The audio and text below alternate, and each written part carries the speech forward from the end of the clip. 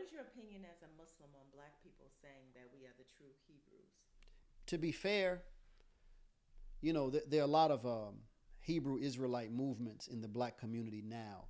Um, I can't remember all of their names. I know the one movement, one of my neighbors growing up in Chicago, he was a member of the Hebrew or the Israelite community. I don't know the exact language, but they're the ones that started Soul Vegetarian, their restaurant. We had it in Chicago. I know we have it here in Atlanta. I don't know if they're anywhere else, but I know those two locations. Um, Good food. But that's one movement. Um, and there's another movement now that's very popular. The brothers wear purple. And it seems to me that they're very influenced by the Nation of Islam, whether they would admit it or not, because they do a lot of marching in the street. Um, and the way they talk about whites um, and the way they talk about themselves, it just has the Nation of Islam written all over it. They just don't wear suits. They wear those purple uh, outfits or shirts, at least, with the tassels at the bottom from Scripture. They're following Scripture. And the women wear beautiful purple. Um, so, to be fair, I think that we have to look at it as a Muslim. We have to look at it from several angles. First, from the time we came here as slaves, meaning we, African American people, we know we were stripped of, if we were Muslim, we were stripped of that. If we were traditional African worship, we were stripped of that. There were even some Christians, very few, but they were also stripped of that. So we were given a particular kind of Christianity, the Christianity of the inhabitants of America.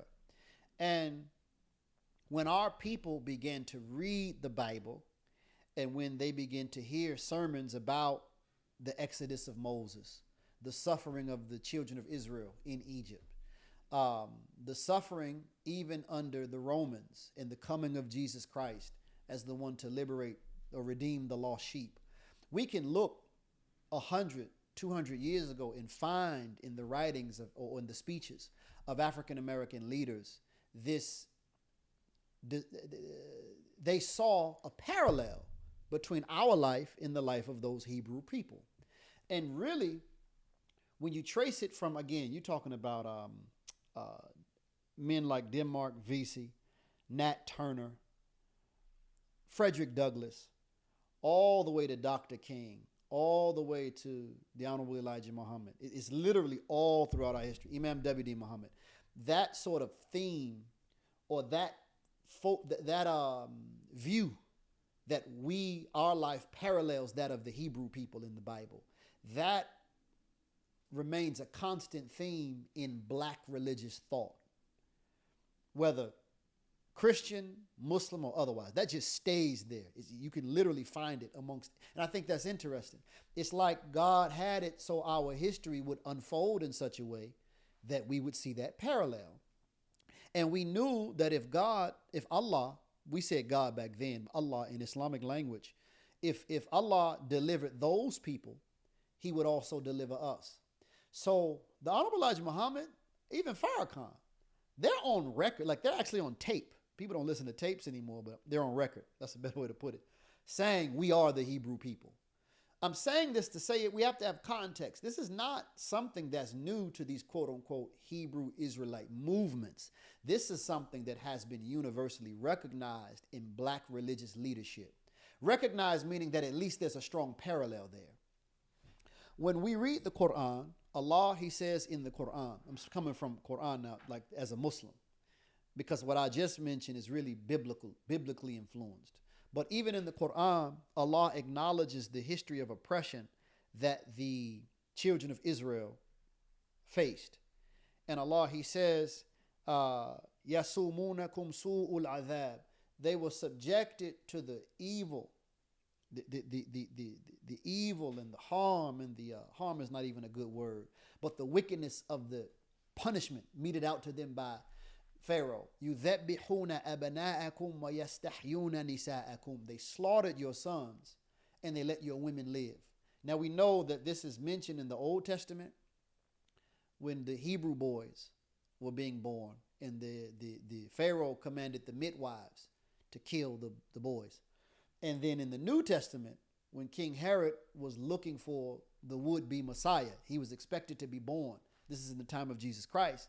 So he gave the same command. And it says that Mary was commanded, along with Joseph, take your child and flee to Egypt. Now, this is confirmed in the Quran. Now, when we look at the life of the African-American male, just using that one verse. So not only were we made slaves here in America and put under intense forms of oppression, we also see that the men were killed.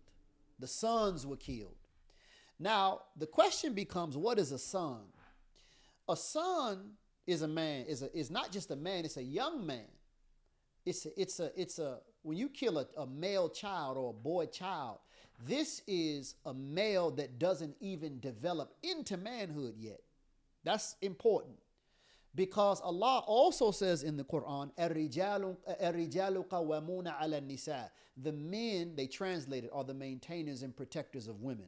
In other words, men, full-grown men, are entrusted by God with responsibility over their women, and by implication, children as well. And God says the clothing and the providing of women, that's the responsibility that men shoulder. So, from a scriptural perspective, I think this is both Bible and Quran. Men are seen as producers.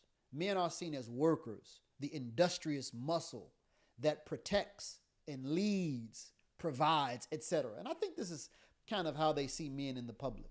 I think when women say they're no good men, that's what they're talking about. You know, they can't find a brother with a good job who's manly, you know, can fix a car and all of that stuff. So this is kind of what's accepted of men.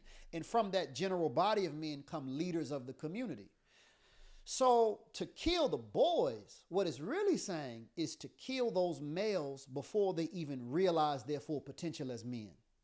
You kill the manhood potential in those men or in those males so that they never grow up to be men, but you let the women live.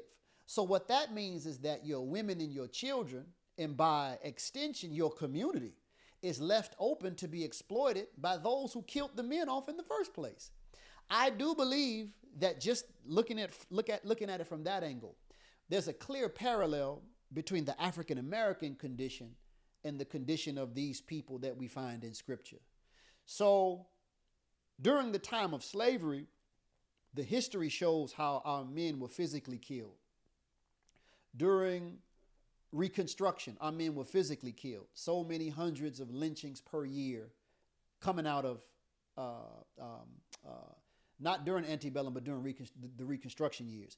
And then up and through the Jim Crow, but not only in the South, in the North as well, a lot of our men were denied opportunity. So not only do we have instances like Tulsa, Oklahoma, and things like that in our history where we were physically killed, not only do we have the story of a lot of black men just being physically terrorized and slaughtered, like Malcolm X's father, for example. So that manhood, he was a leader, but that manhood leadership spirit, anytime they saw it on the plantation and after the plantation life, they destroyed it.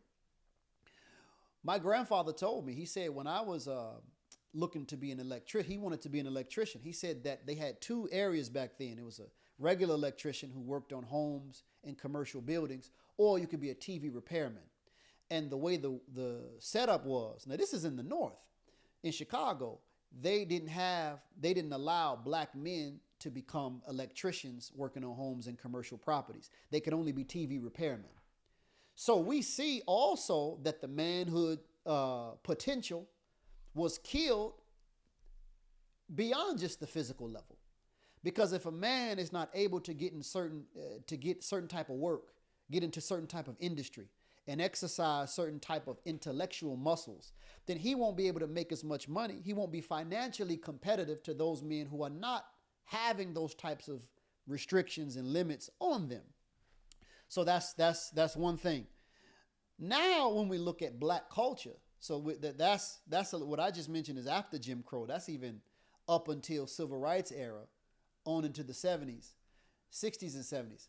The late 60s and 70s, 80s, 90s, what has been the main killer of the black man? It's really been the culture. Other black men, but at the hands of or inspired by the culture, and primarily hip hop culture. If we're celebrating 50 years of hip hop, the great majority of that is death, the celebration of death. So I'm saying that just to say this statement of slaughtering the sons and letting the women live is far reaching. It's physical, it's social, it's psychological. Because the average black male today is dead psychologically before he's ever killed on the street. He's on the street because he's already dead psychologically.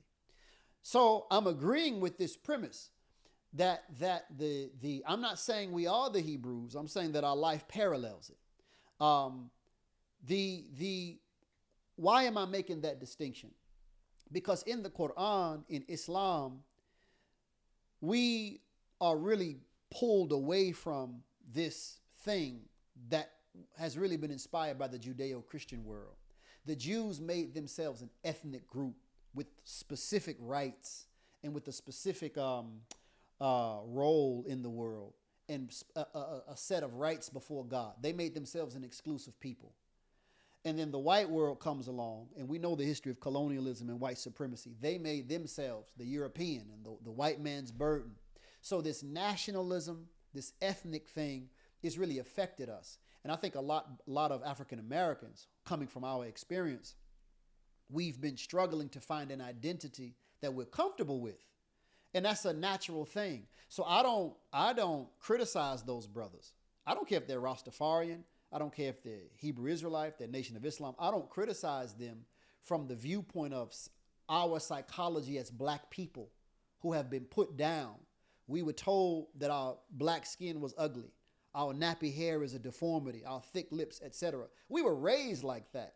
So much so that in our parents, even when I was a kid, to call someone black was a put down. And the worst jokes you can tell in the black community, in the hood or in the ghetto, is "you so black, such and such." That's like a real thing for us. You don't hear Asians, "you so yellow," or whites, "you so white." It's a thing with us though, "you so black." And that's, you get into a fight. So we have been conditioned to hate ourselves, to not love ourselves. So a lot of these brothers and sisters who are struggling out of that psychological burden, they accept these different teachings. So I can't knock them. I would invite all of our people to check out Islam because I read the Bible. I'm a student of the Bible. I'm a student of the Quran. And I was a student. I still am, but I delved deeply into Afrocentric literature. And nothing is superior to the Quran and the tradition of the Prophet. I think that the best insights that we find in those other sources of knowledge, the best insights in them are found in the Quran and much more.